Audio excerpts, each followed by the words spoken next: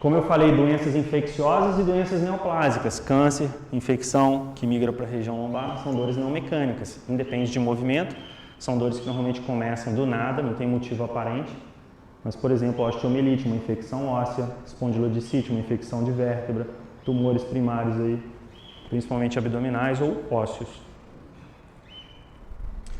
Bom, entender essa questão da tríade? Isso é importante, beleza? Então, se hoje chegar alguém com uma dor lombar, você já tem uma outra cabeça. Você vai falar, opa, deixa eu testar algumas coisas aqui, deixa eu perguntar algumas coisas aqui. Por isso que é importante perguntar, por isso que é importante conversar. Não dá para chegar num salão de musculação, receber um cara que vai fazer um teste de carga e falar, e aí, beleza, tudo bem, como é que tá, que time que você é? Porra, legal. Tá bom, você criou rapport, você criou uma intimidade ali momentânea que vai facilitar o relacionamento. Você não pode deixar de pegar a anamnese do cara porque ele passou por uma avaliação física, você não pode, se ele não passou, perguntar. Ver a ficha de triagem e falar, pô, peraí, você tem uma dor lombar? Me conta um pouquinho, rapidinho sobre essa dor lombar. Deixa eu entender, como é que você sente dor? Como é que isso começou? Que momento do dia que piora e que melhora? Que movimento que você faz que melhora e que piora? Aí você começa a ver, pô, uma dor mecânica. Cara, dor mecânica, show, responde bem pra caceta ao exercício, independente da causa. Agora, dor não mecânica não responde bem ao exercício. São pessoas que nem tem que estar aqui com a gente, principalmente nas fases agudas, beleza?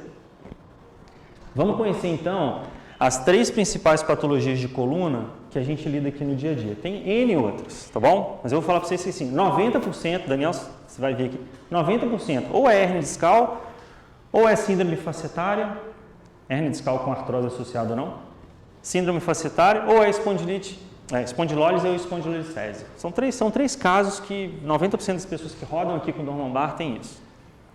Os outros 10% são outras coisinhas, mas nós vamos falar dessas 3 para vocês entenderem bem. Beleza?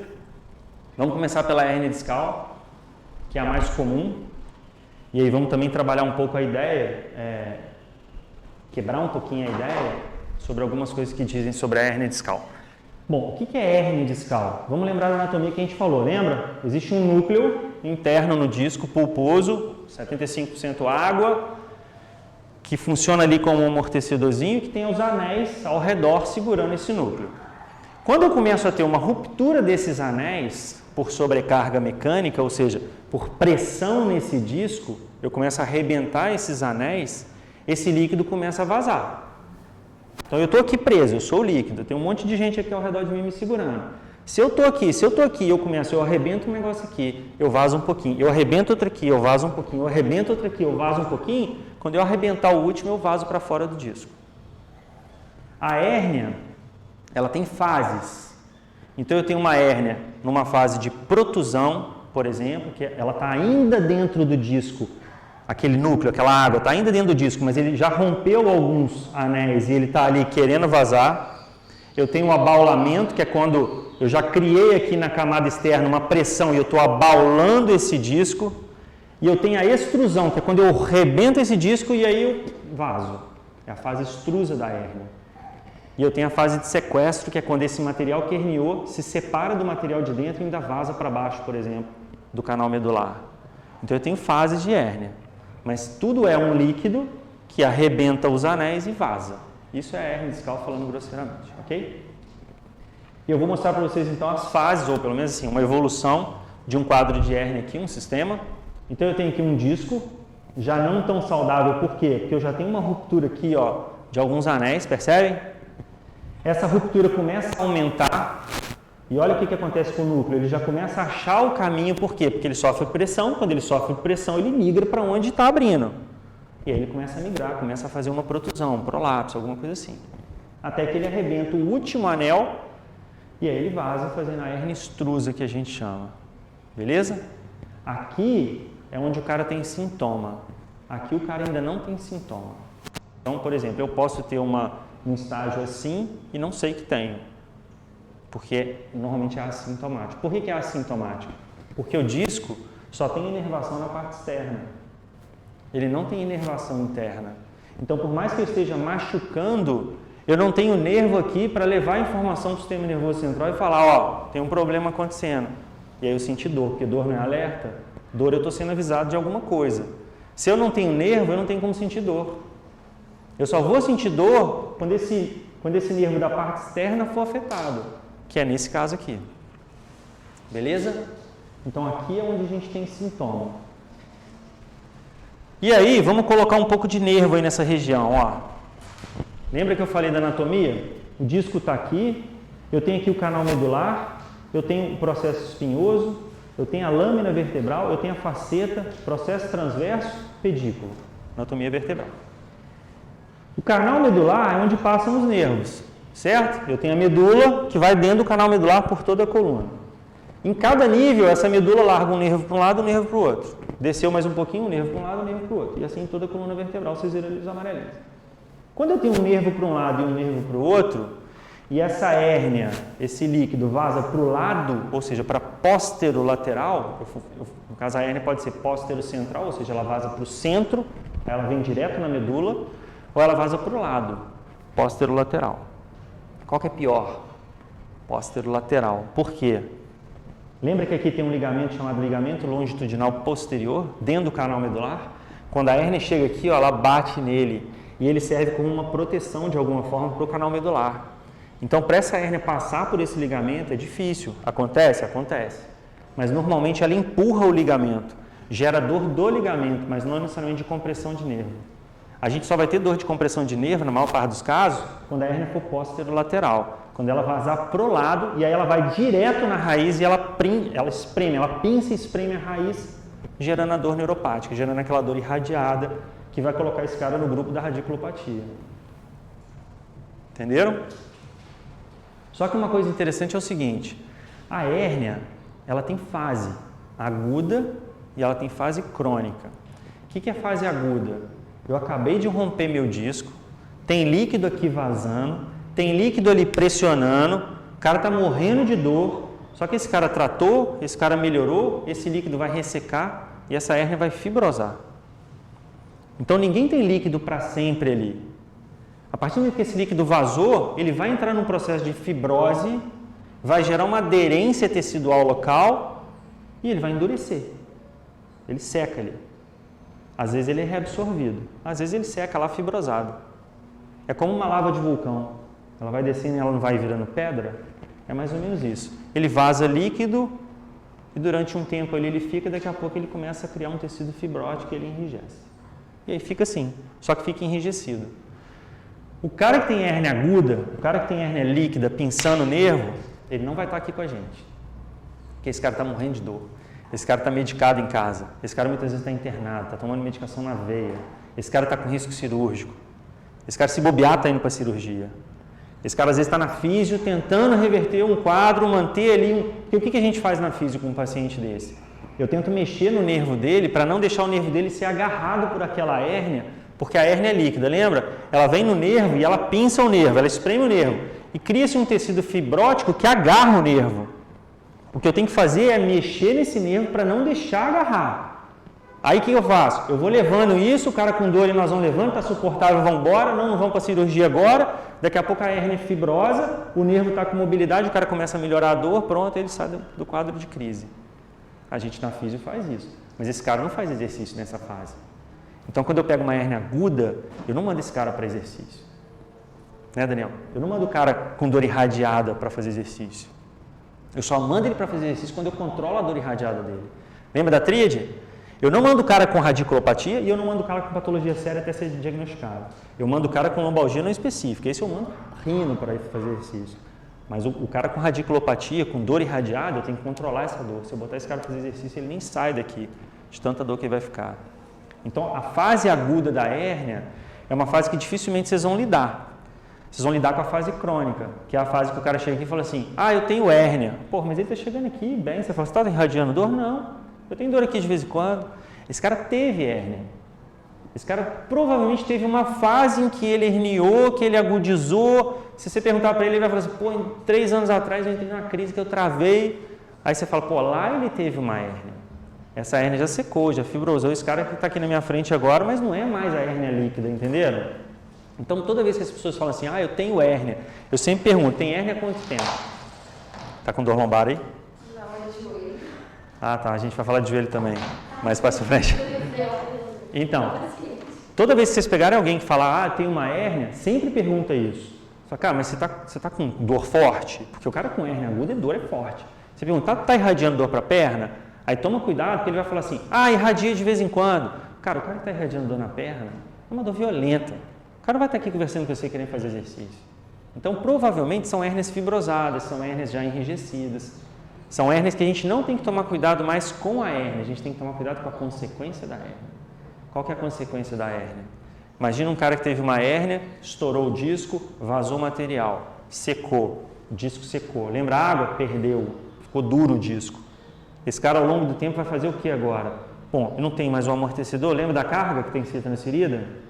Essa carga chega no disco, ela não é reabsorvida, ela é transferida direto para o nível de cima. Impacto. Impacto faz o quê? Desgaste de cartilagem. Desgaste de cartilagem é o quê? Artrose. Então, quem fez hérnia evolui para um quadro de artrose. Evolui para um quadro de síndrome facetária que a gente vai falar daqui a pouco. Então, quando o cara chega aqui, eu já não penso na hérnia, eu penso nas consequências artrósicas da hérnia. Estão acompanhando, galera? Tem que estudar para entender. Bom, lembra que eu falei que existe um teste para vocês saberem se o cara está irradiando dor, se essa irradiação é de nervo mesmo ou não? Eu vou mostrar para vocês como é que funciona. Mas vamos lá, fase aguda da hérnia. Fase aguda quer dizer que a hérnia está líquida, está ali vazando. Normalmente, esse cara tem dor forte, então não é uma dorzinha. A dor é punk, a dor de uma hérnia, de uma crise de hérnia aguda é punk. E ela é irradiada para o membro inferior, ou seja, ela desce para a perna. E aí existe um negócio, depois se vocês quiserem anotar aí, vai lá para o Google lá e estuda, chama dermátomo. Já ouviram falar em dermátomo? Dermátomo é isso aqui, ó. Para cada raiz... Vou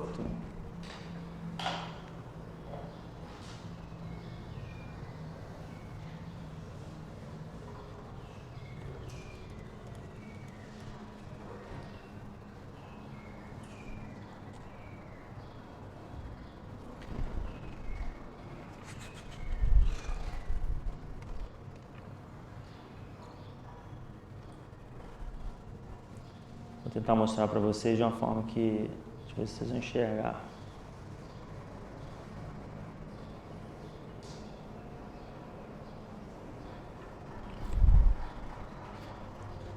Não sei se vocês estão enxergando aí, mas, por exemplo, vamos ver aqui o azulzinho que fica mais fácil. Estão vendo que tem umas linhas aqui dividindo, como se fosse dividindo áreas? Cada área dessa é um dermátomo. Dermátomo significa o seguinte, se eu pegar a raiz de T7, aquela raiz, aquele amarelinho que sai no nível de T7, T8, por exemplo, para onde ela vai? Ela vem aqui entre os espaços intercostais. Então, qual é o dermátomo de T7? É esse. Se a pessoa tiver um pinçamento em T7, para onde vai doer? Aqui. Ou de um lado ou de outro, dependendo do que está pinçando. Se eu pegar na lombar, lembra? L1, L2, L3, L4, L5? Aí tem raízes, né? S1, S2, S3 são raízes neurais. Se o cara estiver pensando uma raiz, por exemplo, de L4, a quarta raiz lombar, tem um trajeto específico para essa quarta raiz lombar, que é aqui nessa região mediana da perna. E se for L5? L5 é aqui, ó, lateral de perna. E se for S1? S1 é posterior de panturrilha.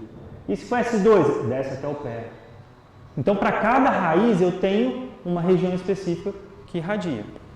Então, se eu pegar os dermátomos aqui, ó, depois vocês estudam isso, vocês vão ver, cervical tem isso também. Para cada raiz cervical, eu tenho uma irradiação padrão para o braço. Então, quando eu pego uma dor e pergunto o cara assim, só dor irradia para a perna? E ele fala assim, irradia? Eu falo assim, para onde irradia? Se ele falar para mim assim, irradia na perna toda. Pô, mas irradia na perna toda? Então, ou esse cara está pensando várias raízes, e aí a patologia é séria, só que ele está aqui na minha frente, ou esse cara está com uma dor reflexa, está com algum outro tipo de padrão de dor que não é neural, não é pensamento, porque o pensamento é característico. Pessoa pensada, ela fala assim, cara, está irradiando minha dor pra caramba. Você fala, onde está irradiando? Ela passa a mão direitinho no dermátomo, ela te mostra o dermátomo. E se ela passa aqui para mim, eu falo, cara, esse cara está pensando L5. E aí eu vou olhar a ressonância, a hérnia está lá pensando a raiz de L5, tudo bate, entendeu? E existem dois testes que a gente faz, teste de Lazeg e teste de Slump. São testes que me falam se a raiz está sendo pinçada ou não. Isso independente se for hérnia ou não, tá? Vou mostrar como é que faz esse teste para vocês. Mas se for hérnia especificamente, esse cara vai ter dor mais a flexão ou mais a extensão? Vamos pensar. Lembra do disco? Lembra do núcleo cheio de água? Se eu fizer uma flexão de coluna, eu vou apertar o disco na sua parte anterior, concorda? Ó, parte anterior do disco, tá bom? Se eu fizer uma flexão, eu vou apertar a parte anterior, vou aliviar a parte posterior. Se eu aperto a parte anterior, imagina um saquinho de ketchup. Imagina que o disco fosse um saquinho de ketchup. Se eu apertar aqui, vai vazar para lá, não vai? Imagina que eu tenho um buraquinho na frente e um atrás. Se eu apertar aqui, provavelmente eu vou espremer ele para vazar para trás. E se eu apertar aqui, provavelmente eu vou espremer ele para vazar para frente. Então, se eu tenho um cara que está vazando líquido para trás, e eu falo para esse cara, vai para frente, eu estou provocando que ele esprema o disco para empurrar o núcleo ainda mais para trás. Esses caras não conseguem fazer flexão. Então, um cara com hérnia aguda, quando você fala assim, vai para frente, ele fala assim, ó, não vai. Por quê? Porque quando ele começa a ir, começa a espremer, ele volta. Agora você fala, vai para trás, ele vai com dor porque ele está agudo, mas provavelmente ele consegue. Provavelmente, por um lado ele tem dor, para o outro não, porque por um lado ele expulsa o disco, o núcleo, para o outro não. Então, normalmente, hérnia discal, normalmente não, sempre hérnia discal aguda, o cara não consegue fazer flexão, e o cara consegue ficar aprumado, consegue ir para trás, mas ir para frente para ele é o pior que tem. Você pergunta assim, quais atividades do dia que você está com problema? E, pô, escovar dente. Todo mundo fala. Porque escovar dente é isso, ó. Você tem que ir para frente na pia. O cara não consegue. Aí os caras falam assim, pô, eu vou escovar dente, eu faço isso aqui, ó. O cara se ajeita para não fazer flexão. É pior que o cara ficar sentado do que ficar em pé. Por quê? Porque sentado, a gente desfaz a lordose lombar. Sentado, a gente flete a coluna. Fletindo a coluna quer dizer que eu estou espremendo o núcleo, estou empurrando ele para pinçar a raiz. Aí o cara começa a ter dor, ele levanta, joga o corpo para trás, porque ele está empurrando de volta. Tudo estratégia, tudo tática inconsciente que os pacientes adotam. Se esse cara cai na nossa mão, a gente não pode fazer o quê? Exercícios de flexão com esse cara. Bota esse cara para fazer abdominal, você arrebenta esse cara. Tem técnicas que você usa exercício de extensão, técnicas de Mackenzie, por exemplo. Mas é o que eu falo, esse cara não vai estar aqui com a gente aqui dentro do estúdio. Esse cara vai estar ou lá no meu consultório, ou ele vai estar no médico, ou ele vai estar em casa de repouso, fazendo medicação, ou vai estar no hospital internado tomando medicação na veia. Esse cara não vai estar aqui. Porque não é uma dor lombar, entendeu? É uma forte dor lombar. É dor pra caceta. É muito forte. Imagina dente, todo mundo tratou de dente. Todo mundo já pinçou nervinho no dente, dói pra caramba? É aquilo na coluna irradiando. Então você acha que o cara vai estar aqui? Não vai. Beleza? Então movimentos de flexão de tronco pioram, né? Agravam os sintomas. E o movimento de sentar é pior do que o movimento de em pé. E as mudanças de posição também, ou seja, passar de sentado para de pé é ruim, mas quando ele fica de pé ele melhora um pouquinho. E esses dois testes que eu falei para vocês são testes clássicos para a gente ver se tem pensamento. É o LASEG e o SLAMP. O que é o LASEG? A gente deita a pessoa, imagina que chegou uma pessoa aqui e fala assim, pô, eu tô com uma dor, cara, tá descendo aqui na perna. Antes de começar a aula, você fala assim, vem cá, deita ali. Aí você deita a pessoa, pega a perna dela, fala, relaxa a sua perna. Vai fazer isso aqui, ó. Relaxa a sua perna. Joelho esticado, você vai levantar a perna dessa pessoa. Se ela levantar a perna, ou seja, se ela fizer uma flexão de quadril, você no caso fizer, maior que 45 graus, maior que 30 graus, perdão, se você conseguir passar de 30 graus, se você atingir ali 60, 70, 80 graus, significa que o nervo dela não está preso.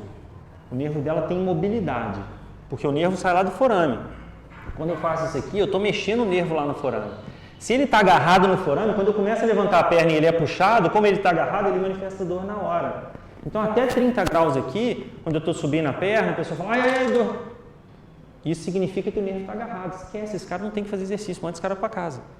Procurar um especialista, manda passar ali no Rodrigo, manda passar não sei quem. Não mexe nesse cara, porque ele está com teste de tensão neural positivo. Assim como a gente faz o SLAMP. O que é o SLAMP? Eu peço ele para curvar a coluna e baixar a cabeça. Eu estou alongando todo o canal neural dele, concorda? Eu estou alongando todo o canal medular dele, eu estou esticando a medula dele. Aí, além de fazer isso, ele está sentado, eu falo, estica agora o seu joelho puxando a ponta do pé. Eu estou alongando o fascículo neural na parte de baixo. Ou seja, eu estou botando todo o canal neural dele em estiramento. Se esse cara está preso aqui, ó, por algum motivo, ele não consegue esticar a perna. Então você fala com ele assim, estica a perna, ele fala assim, ai, não vai. Aí você fala, estica a outra, ele fala, vai. Por que não foi? Porque está agarrado. E aí, se está agarrado, não tem que mexer. Não tem que fazer exercício. Se caso fazer exercício, ele piora. Beleza? Agora, o cara chega e fala, está irradiando. Você fala, para onde? Ele fala, aqui, ó, está descendo aqui. Você faz o LASEG, você faz o SLAMP, normal. E você olha lá o dermátomo, não tem nenhum dermátomo de dor que para aqui, ó. Se veio aqui, se for neural, tem que descer, porque o dermato não desce. Então não tem como a dor parar na coxa sendo neural, tem como ela parar na coxa sendo reflexo. Dor reflexo, ok, a gente pode trabalhar. Beleza? Não é diferente quando vocês começam a entender um pouquinho de patologia? Olha a diferença quando cai um cara na sua mão com dor lombar. Já é outra visão. Tem que estudar. Sai daqui e não estudar, vocês vão perder esse conteúdo. Então, ó, o que a gente vai lidar é esse aqui. O que a gente vai lidar é o cara que tinha um disco bom, que em algum momento esse disco estourou, que pode ter tido crise forte ou não, mas em algum momento esse disco foi para o saco, esse disco ficou assim, ó, achatadinho, aí começou impacto, impacto, impacto, artrose. Olha como é que o osso fica irregular, olha como é que cria as pontas, são os osteócitos. Olha a articulação facetária. O que é articulação facetária? Olha para cá. Eu tenho faceta e faceta, vértebra de baixo, vértebra de cima. Elas se encontram aqui e formam uma articulação, certo? Como eu falei, uma articulação sinovial, igual o joelho, por exemplo. Tem líquido sinovial, tem cápsula, tem ligamento, tem tudo. Olha essa articulação aqui, artrósica. Porque gastou a cartilagem. Por que gastou a cartilagem? Porque o disco não está fazendo absorção. E o disco não fazendo absorção transfere carga daqui para aqui, mas também transfere daqui para aqui. Impacto, impacto, impacto, desgaste, desgaste, desgaste. Então a gente vai pegar a galera, lógico, aqui é um quadro bem avançado de artrose, tá? Mas a gente vai pegar a galera já numa fase em que o disco ressecou e que a gente vai trabalhar ali, muito provavelmente com casos crônicos de desgaste. Já com uma evolução artrósica, alguns mais, outros menos. Aí olha como é que muda. O cara que tinha hérnia, como é que piorava a dor dele? Para frente, certo? Que expulsava para trás. Aí eu falei, não pode fazer abdominal, não pode fazer nada em flexão, certo? Só que esse cara não vai estar aqui. Aí chega esse cara aqui pra gente. Esse cara aqui, se fizer flexão, ele vai achar ótimo. Por quê? Porque lembra da faceta, ó? Faceta está aqui atrás. É essa articulação aqui, que tem várias, tá vendo? Imagina que esse cara está com uma faceta desgastada, artrose. Se ele faz flexão, ele abre a faceta, ele descomprime a faceta, concorda? Ele tem alívio. Se ele faz extensão, ó, ele impacta as facetas, ele comprime as facetas, ele tem dor. Que é o que a gente vai falar agora, síndrome facetária. Então, o cara que faz uma hérnia, quando ele chega pra gente, se ele tiver já um quadro de artrose, se ele tiver uma síndrome facetária, a gente vai inverter o raciocínio. A gente vai priorizar exercícios de flexão, mobilidade em flexão, fortalecimento em posições de flexão e vamos evitar as posições de extensão. Nesse caso aí, por exemplo, ele pode até fazer uma compensação da coluna que tem nas musculaturas, fazer um momento de exercício, mas não ficar em casa. Ele pode fazer várias adaptações. Vou te dar um exemplo. Esse cara pode fazer, que lembra, a faceta ela aumenta o contato em extensão. Se a extensão gera dor, uma das coisas que ele pode fazer é uma retroversão pélvica. Então ele adota a retroversão pélvica porque ele desfaz a coluna. Desfazendo a curvatura, ele descomprime a faceta. Então um cara que pode, ao adotar a retroversão, começar a enfraquecer glúteo. Então um cara que começa a andar mais sentado na bunda, começa a enfraquecer a região glútea, aí uma coisa vai levando a outra. Mas essa é uma das compensações. Outra compensação, ele pode ter um desgaste facetário mais de um lado que de outro. Por questões posturais, por vícios posturais, é um cara que só senta de lado, é um cara que costuma dirigir só de lado, é um cara que pratica algum tipo de atividade que força mais um lado e ele desgasta mais um lado. E aí, tendo dor de um lado, o que ele faz? Ele começa a inclinar para o outro e rodar. Ele descomprime. Então, é um cara que começa a fazer uma escoliose, por exemplo. Então, você tem algumas compensações, depende de qual é o nível de desgaste, de inflamação e de dor desse cara. Mas, inconscientemente, ele pode adotar uma postura antálgica, né? Antiálgica, antidor. Isso pode acontecer, beleza? Quanto mais tempo de compensação, mais problema esse cara vai ter e mais difícil é recuperar esse cara. Porque uma compensação leva a outra. Esse cara tem glúteo fraco, o glúteo fraco vai levar a N problemas pélvicos. Problemas de artrose de quadril, problemas de bursite, problemas, enfim, problemas de joelho, porque a gente tem valgo dinâmico que é controlado por glúteo também. E aí o cara começa a ter dor no joelho. Então, uma coisa vai puxando a outra, né? Mas eu quero só que vocês entendam esse raciocínio de hérnia, tá bom? Existe uma fase aguda que dificilmente eu vou pegar esse cara e existe uma fase crônica que quando passou isso aí já está ressecado e eu vou trabalhar com esse cara. Então, quando vocês ouvirem falar assim, o cara tem hérnia, não pode fazer exercício de flexão. Calma, qual a fase que esse cara está? Já ressecou? Tem nervo preso? Então, eu posso e devo fazer exercício de flexão. Beleza? Então vamos lá. Provavelmente lidaremos com hérnias crônicas, hérnias que já passaram da fase aguda. Então a gente tem que pensar mais nas consequências artrósicas, mais nos desgastes e não necessariamente na hérnia em si. As diretrizes, basicamente, para trabalhar com essas pessoas. Muita mobilidade, por quê? Porque a artrose leva a rigidez. Então aquela coluna que era vértebra movimentando sobre vértebra e aí eu tinha uma amplitude, ela passa a ser um bloco, ela congela ali os níveis artrósicos e funciona tudo junto, funcionando tudo junto limita o movimento. Então são pessoas que começam a ter tendência à rigidez. Então é ótimo começar um treino com essa pessoa trabalhando mobilidade, por exemplo. Principalmente em quê? Em flexão, em rotação, se ela não tiver quadro de dor rotacional. Mas tem que quebrar essa rigidez e treino de mobilidade é essencial. A gente prefere padrões de flexão de coluna por aquilo que eu expliquei. Já não é a fase aguda, já é uma fase mais crônica. Fase crônica, a hérnia ressecou. Eu não tenho que ter medo de fazer flexão, porque não tem mais líquido para vazar ali, entendeu?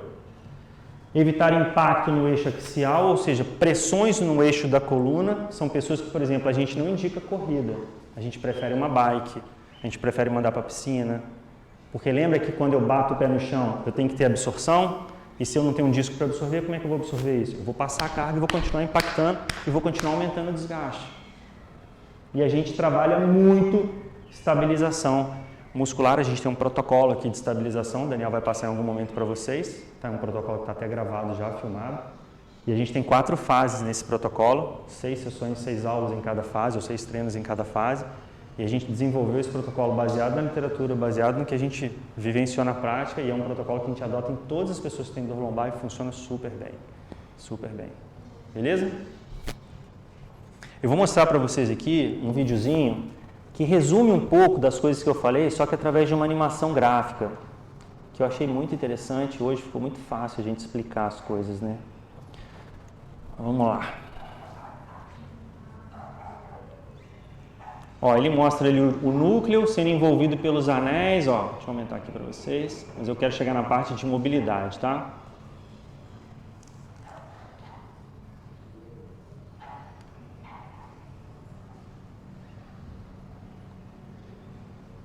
Olha só para ficar claro. Isso aqui é articulação facetária, tá? Existe uma cartilagem hialina, existe sinóvio, existe tudo ali, existe movimentação. O núcleo, o disco, os anéis, perdão, isso tudo aqui forma o disco e as vértebras, tá bom? E aqui é o forame onde sai o nervinho, lembra? O nervinho sai ali. Então vamos analisar a movimentação, tá? Deixa eu só adiantar aqui um pouquinho. Ó, ele mostra aqui cargas axiais, ó. Olha a carga no eixo da coluna, o que ela faz. Ó, percebe? Quanto mais eu impacto essa coluna, quanto mais eu jogo carga, quanto mais peso eu tenho, quanto mais peso eu boto nas costas, quanto mais eu pulo, impacto, mais eu aumento essa compressão. E é essa compressão que vai estourando esses anéis. Porque essa compressão faz o líquido lá dentro querer se expandir. E ele expande forçando os anéis. E aí ele começa a arrebentar os anéis. Então a gente lesiona disco ao longo da vida, não é do dia para a noite. Existem casos, né, citados de lesões traumáticas, mas é raro. O disco normalmente é um processo degenerativo crônico. Então olha lá, olha que legal essa animação. Olha lá, olha o núcleo lá dentro, ó. Ele se expande, percebe? E olha a faceta ali atrás, ó. Vamos analisar a faceta, ó. Quer ver? Olha a faceta se movimentando. A absorção aqui me ajuda a fazer menos contato aqui, concorda? O disco é fundamental para a gente diminuir a pressão na faceta. Olha lá, extensão, ó, a faceta se movimenta para trás. Flexão, olha como é que descomprime a faceta. Extensão, ó, comprime a faceta. Flexão, diminui a pressão sobre a faceta, olha lá. Aumenta a pressão no disco na frente. Percebe? Extensão, aumenta a pressão no disco atrás. Olha lá. Ó. Aumenta a pressão aqui, eu vou expulsar o núcleo para frente. Aumenta a pressão aqui, eu vou expulsar o núcleo para trás. Rotação, ó, ele torce os anéis, a rotação torce os anéis. Isso também ajuda a desgastar um pouquinho o disco. Pressões, olha como é que a pressão funciona. Olha que muito legal, né? Hoje ficou fácil da aula. Vamos lá. Flexão. Pera aí. Ó, ele vai mostrar a caminhada, ó. Olha lá, caminhada, olha o impacto, caminhada. Se for corrida, aumenta, não aumenta?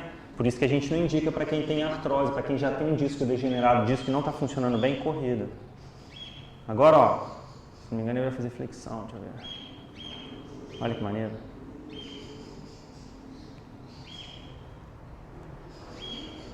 Ó, caminhadinha.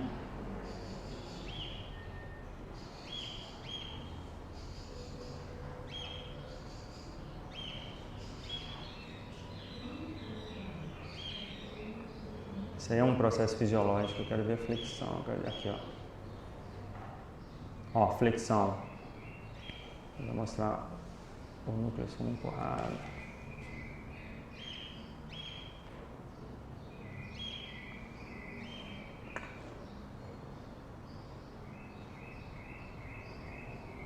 Cadê a flexão?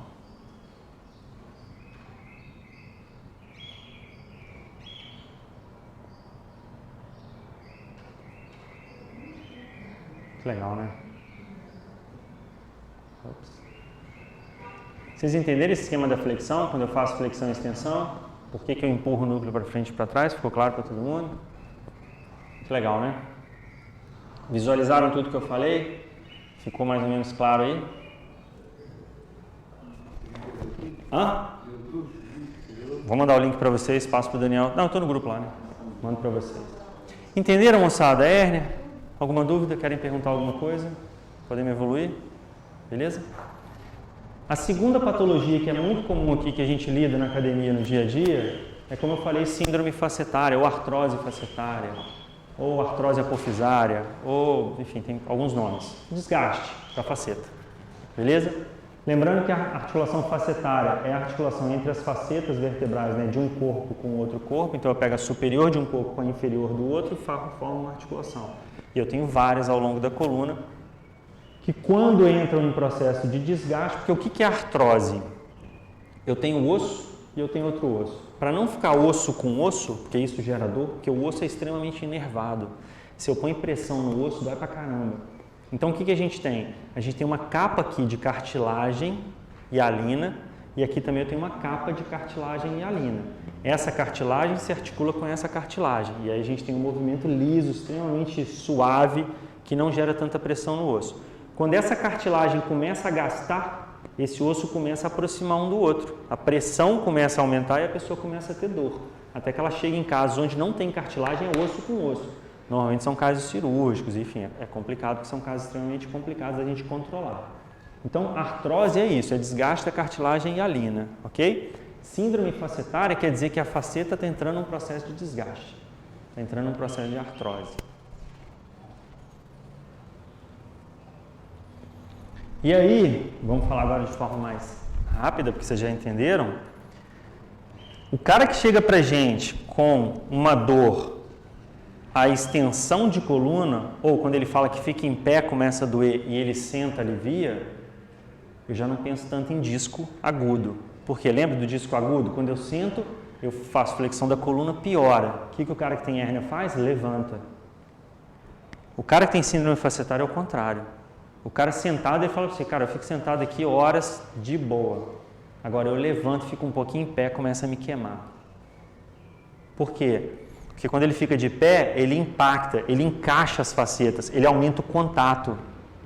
Quando ele senta, ele diminui o contato, ele alivia a pressão nas facetas. Aí ele sente conforto.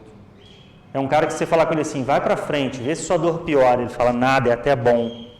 Agora vai para trás, vê se sua dor piora. Putz, aqui me incomoda. Ou seja, quando eu bato a faceta ali, eu impacto a faceta, dói. Quando eu descomprimo a faceta, alivia. Síndrome facetária é isso.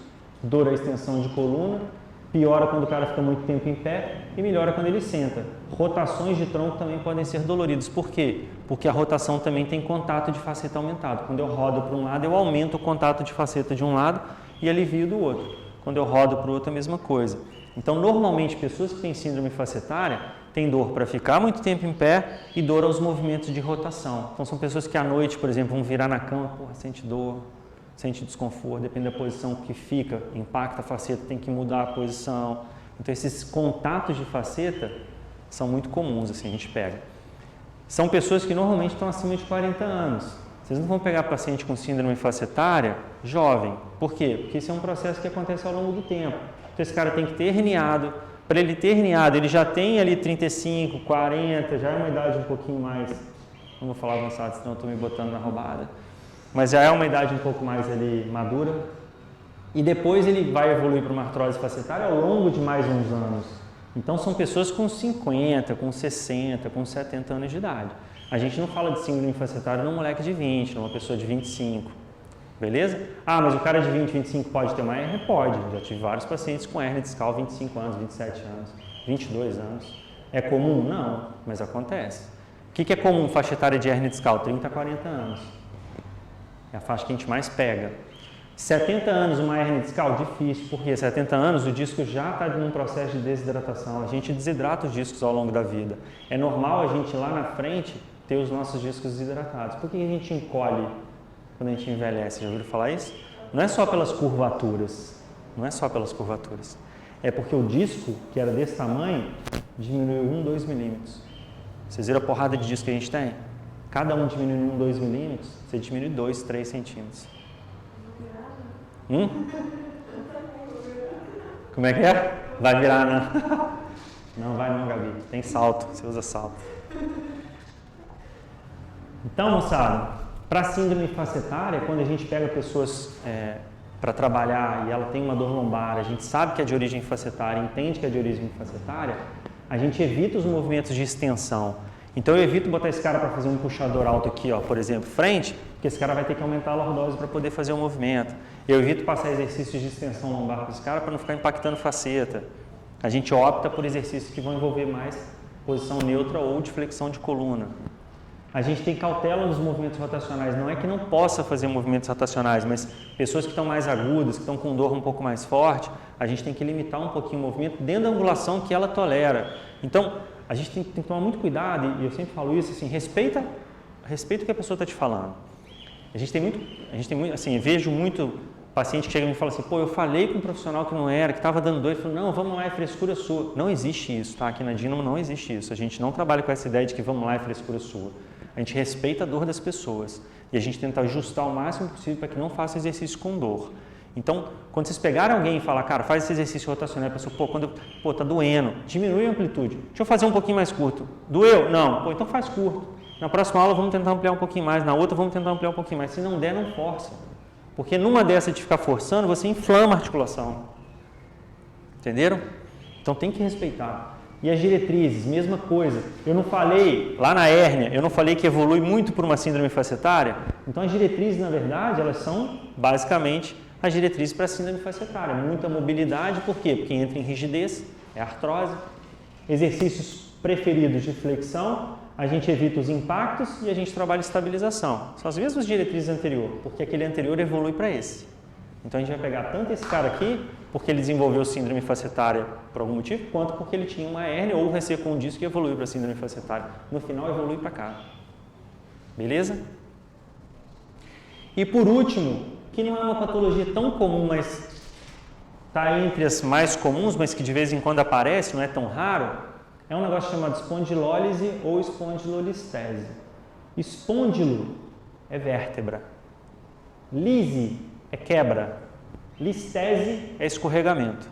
Então eu tenho uma vértebra que quebrou e eu tenho uma vértebra que escorregou. Na verdade, isso aqui, o escorregamento, é consequência disso aqui. Então primeiro eu quebro, depois eu escorrego. Como é que funciona isso? A vértebra tem uma região aqui chamada pedículo vertebral. Quando eu tenho uma quebra do pedículo vertebral, eu tenho uma lise. Se eu tiver uma quebra e a vértebra estiver alinhada, não é o caso aqui, repararam que está desalinhado? Repararam que a vértebra aqui, ó, essa aqui escorregou por cima dessa? Não está, concorda? Vem aqui, vem aqui, vem aqui, deu um degrau. Ou um escorregamento. Esse aqui se escorregou, fez uma listese. Esse aqui é um quadro de espondilolistese, a vértebra escorregou por conta de uma lise, de uma quebra. Se eu tivesse tudo alinhado, só a quebra, eu tinha uma espondilólise. Mas a partir do momento que escorregou, eu passo a ter uma espondilolistese. Beleza? Isso acontece pessoas também com idade um pouco mais avançada, principalmente pessoas com osteoporose, que fazem fraturas ali do pedículo por conta de osteoporose, mas também acontece em pessoas jovens que têm traumas graves, tipo acidentes de carro, acidentes de moto, enfim, traumas que fraturam aquela região e aí a fratura favorece o escorregamento, porque uma vértebra não escorrega sobre a outra por vários motivos, tem ligamento, lembra? Um monte de ligamento que a gente viu, só que o principal deles é o encaixe. Ela é encaixada de uma forma que ela não consegue descer. Agora, se eu quebro isso aqui, ela passa, ela desce. Então, eu só consigo escorregar se eu tiver uma ruptura ali, uma fratura.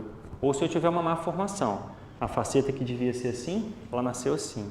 Aí ela favorece o escorregamento. Porque a quebra ali, a barreira da faceta já não existe mais. Diga, Giovanni. Então, depende, vamos lá. A espondilolistese, vamos falar da listese, que é o que é a consequência, tá bom? A espondilolistese tem 4 graus. Como é que eu vou definir o grau? Eu pego aqui a vértebra e divido ela em 4 partes. Imagina que eu fatiei o quadradinho aqui, ó, em 4 partes. Se eu escorreguei o equivalente a uma parte, é o grau 1. Se eu escorreguei o equivalente a 2 partes, é o grau 2. 3 partes, o grau 3. Se eu escorreguei a vértebra inteira, é um grau 4. Então, seria isso aqui, ó. Normal. Grau 1, pequeno escorregamento. Tipo, você vê aqui, ó, houve um desalinhamento pequeno aqui. Até um pedaço da vértebra. O equivalente a um pedaço. Aqui, já escorregou metade da vértebra. Grau 2. Aqui escorregou 3 pedaços da vértebra. Grau 3. E aqui escorregou a vértebra inteira. Grau 4. Isso aqui é cirúrgico. Isso aqui normalmente traumático. Acidentes, traumas graves. Tá? Isso aqui não cirúrgico. Tratamento conservador, principalmente fortalecimento muscular. É com fortalecimento que a gente vai segurar isso aqui. Com trabalho de estabilização que a gente segura isso aqui. Então aqui, muitas vezes a gente consegue segurar, aqui, a maior parte das vezes a gente consegue segurar. Aqui, muitos casos conseguem, outros não. Outros evoluem para cirurgia porque às vezes o grau de dor é tão grande, porque como escorregou, querendo ou não, você fecha também, olha como é que você mexe nos forames. Então, você mexe no nervinho. Se eu escorreguei uma vértebra, aquele nervinho que está ali entre as duas também fica estirado. E aí isso pode gerar dor a ponto do cara não conseguir evoluir bem nos exercícios na fisioterapia, tem que ir para a cirurgia fixar. Aí o cirurgião vai pegar, meter um parafuso aqui, meter uma placa aqui, puxar e alinhar. Beleza? Faz uma artrodese que a gente chama. Mas é assim que a gente gradua, normalmente esses aqui cirúrgicos, normalmente esses aqui não cirúrgicos, tá bom? Aí entra como uma radiculoplastia? Depende. Se ele tem esse quadro, lembra o seguinte, qual o pré-requisito para eu botar o cara no subgrupo de radiculopatia? Ele tem que ter o pinçamento. Como é que eu vou saber se ele tem o pinçamento? A dor tem que seguir o dermato, não lembra? Eu tenho que fazer um LASEG positivo e eu tenho que fazer um SLAMP positivo. Pronto, tem radiculopatia, não importa a patologia. Tem uma raiz irritada, ele vai entrar naquele subgrupo. Ele não vai fazer exercício por enquanto. Imagina que esse cara tem isso aqui, mas ele não tem a radiculopatia. E ele pode ter isso aqui e não ter a radiculopatia. Ele pode ter dor, mas não ter irradiação. E quando você faz o LASEG é normal, quando você faz o SLAMP é normal. Ele não tem a radiculopatia, lombalgia não específica. Esse cara vem para exercício. Beleza? Isso aqui já é considerado patologia grave. Esse cara é para cirurgia na hora. Esse cara, se bobear, está tetraplégico. Porque já tem ruptura de medula aqui, muito provavelmente. Traumas graves. Beleza? Entendeu? Radiculopatia é isso. Identifica se tem uma dor realmente irradiada que é de nervo mesmo. Como é que eu vejo isso? Dermato, testes de tensão neural. Acabou. Você mata. Então, essas pessoas aqui que têm espondilose, espondilolistese, normalmente tem dor lombar, que pode ser mais de um lado, mais de outro, mas é normalmente uma dor em faixa. São pessoas que pioram ao ficar de pé e melhoram ao ficar sentado, por quê? Como a vértebra escorregou, quando eu faço extensão é como se eu forçasse ela ainda mais para escorregar. E quando eu faço flexão, eu alivio um pouquinho essa pressão sobre o escorregamento. Então, as pessoas que têm espondilolistese, eu já tive uma paciente que falou comigo assim, Rodrigo, eu ando assim, ó, 1 hora se você quiser, sem dor. Agora, eu faço isso aqui, ó, vem dor, eu não aguento. Então, ela chegava no meu consultório assim, que era uma posição de proteção. Era uma posição antiálgica, antidor. Então, normalmente, pessoas com espondilolistese é tipo síndrome facetária, tem dificuldade de aprumar. E tem gosto pela flexão, prefere os movimentos em que ela fique mais curvada, que alivia a pressão. Então, flexão anterior leva alívio e extensão gera dor. Pode ou não irradiar. Pode ou não. Se não, lombalgia não específica, bora fazer exercício. Se irradiou, vai tratar, depois que parar de irradiar, vai fazer exercício. Então, o que a gente faz se ela vier para cá? A gente vai evitar excesso de extensão com ela, não é que não possa fazer, eu sempre falo isso com a galera, não é que não possa fazer, tanto que no nosso protocolo tem exercício de extensão. A gente vai evitar os excessos de movimentos de extensão. Exercícios que eu não preciso estressar ela fazendo extensão, eu não vou fazer, eu vou deixar fazer aqueles que eu preciso fazer, que são de estabilização. E a gente evita carga axial, carga no eixo da coluna também, então são pessoas que a gente evita carga, por exemplo, de peso para botar para agachar, porque a própria compressão axial também pode favorecer o escorregamento. Beleza? E trabalha, lógico, a estabilização muscular. Então, moçada, era mais ou menos isso que eu queria trazer para vocês hoje, nesse primeiro encontro, tá bom? 3 patologias importantes: hérnia discal, síndrome facetária, espondilólise e listese. Trazer para vocês a ideia da tríade diagnóstica da lombar, que é muito importante. Trazer a ideia para vocês de vocês saberem identificar se o cara tem uma possível patologia séria, se o cara tem uma possível radiculopatia ou não, se esse cara tem só uma lombalgia não específica. Se vocês entenderem essa dinâmica, cara, vocês vão trabalhar com muito mais segurança com qualquer aluno que cai na mão de vocês com dor lombar. Vocês vão saber com quem vocês podem trabalhar e com quem vocês não devem trabalhar. Beleza? Dúvidas? Fala, Caio.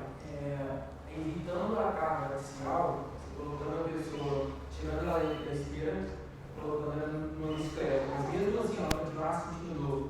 Seria interessante colocar para pedalar em pé? Então, é muito difícil a gente falar assim, você vai ficar pedalando em pé. Ela vai conseguir pedalar ali um pouquinho, mas depois vai ser difícil ela se manter naquela posição. Eu prefiro colocar essa pessoa, por exemplo, na piscina. Porque ela pode sentir dor na bicicleta? Pode. Por que ela sentiria dor na bicicleta? Porque existe um movimento do pedal em que eu subo a pelve de um lado e desço a pelve do outro. Essa subida de pelve de um lado faz a minha coluna entortar de um lado. Então eu bato a faceta de um lado e depois eu bato a faceta do outro. Eu fico ali batendo a faceta. Isso pode incomodar numa síndrome facetária, por exemplo. Numa espondilolistese, não, dificilmente. Tá? Mas numa síndrome facetária pode acontecer. Então tudo também, moçada, não tem regra. Tá? Eu estou passando por isso aqui, não é regra, não é... Não, tem paciente que você vai falar assim, era para fazer isso, estou fazendo, não está dando certo. Normal. É ser humano, cada um é de um jeito, tem outras coisas associadas, tem outras variáveis, enfim, mas no geral é assim que a gente raciocina. Tem paciente que você vai colocar para andar e vai falar, eu não estou tendo dor, vou para a esteira. Não, beleza, você não está tendo dor agora, mas isso vai trazer consequência no futuro porque você tem um disco que não está funcionando bem. Eu dou sempre exemplo para meus pacientes do carro sem um amortecedor com amortecedor ferrado. Você tem um carro com amortecedor ferrado, se você andar no asfalto lisinho, seu carro vai bater menos, seu carro não vai ter tanto problema. Agora, se você for para uma estrada de chão e ficar lá socando seu carro, você vai estourar o seu carro muito mais rapidamente, concorda? É a mesma coisa a coluna. Pode correr? Não deve. Mas eu vou correr, não tenho dor. Tá bom, ele vai correr 1 ano, 2 anos sem dor, só que ele está fazendo tanto impacto ali, ele está evoluindo com uma artrose silenciosa, que quando vier a crise, ele está ferrado. Então, a gente orienta. Mas tem pessoas que, querem assumir o risco. Ok, a vida é do cara, também não vou ficar impedindo. O importante é a gente saber como orientar. Então, pode ser que monte na bicicleta tenha dor, tá bom. Pode estar inflamado, pode não ser um momento bom. Vamos tentar controlar um pouquinho aqui com alguns exercícios. Daqui 2 semanas, 3 semanas, vamos tentar de novo? Vamos. Tenta e vê. Agora tá dando. Ótimo, vamos embora. Beleza? Mais dúvidas? De boa? Então, peguem a dica. Cheguem em casa, ou hoje, ou amanhã, o dia que for, que tiverem um tempinho, pega esse material, eu sempre encaminho, vou mandar no grupo para vocês os slides, vou mandar o link lá daquele videozinho. Mas estudem isso, vão para a literatura agora e vão estudar mais a fundo o que é hérnia discal, vão estudar mais a fundo o que é uma síndrome facetária, o que é uma espondilólise e listese. Busca lá se aprofundar um pouco mais. E aí quando vocês estudarem, marca entre vocês, 2, 3, para discutir. Cara, você estudou, eu estudei, vamos trocar uma ideia, vamos. O que você viu? Eu vi isso aqui, maneiro, isso aqui. Porque quando você conversa com o outro e quando você principalmente ensina o outro, é onde você mais aprende. A pirâmide do aprendizado é assim, onde você mais aprende é quando você explica para o outro. Quando você ouve alguém falar. Quando você ouve alguém falar, são 10%, como eu falei. Beleza? Assim que a gente faz no PNT. A gente espera que vocês peguem aqui o conhecimento e vão estudar. E aí é assim que se constrói o conhecimento. Tá bom, moçada? Prazer mais uma vez estar com vocês. Sexta-feira que vem estamos aí. Vamos falar de ombro, vamos falar de joelho. Na sexta-feira que vem. Se der tempo a gente fecha. Se não der tempo a gente tem mais um aí de sobra. A gente fica mais um aí com vocês. Beleza?